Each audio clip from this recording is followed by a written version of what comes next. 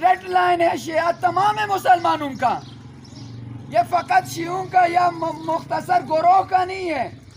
پیغمبر نے جو وراثت کے چیز پہ چھوڑے گئے ہیں وہ تو قرآن ہی ہے۔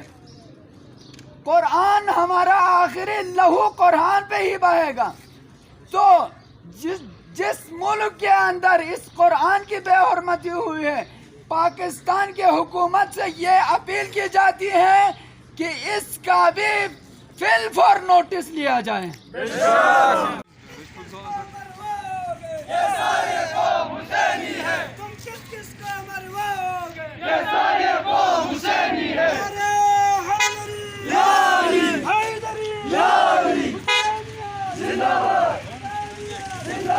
لینے والا نہیں۔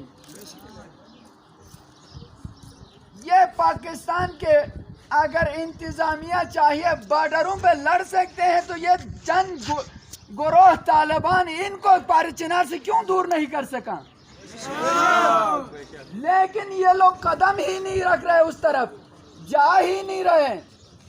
یہاں تک ظلم کی انتہا یہ ہے کہ دنیا کو بتا بھی نہیں رہا، پتہ ہی نہیں چل رہا کہ ہو کیا رہا ہے۔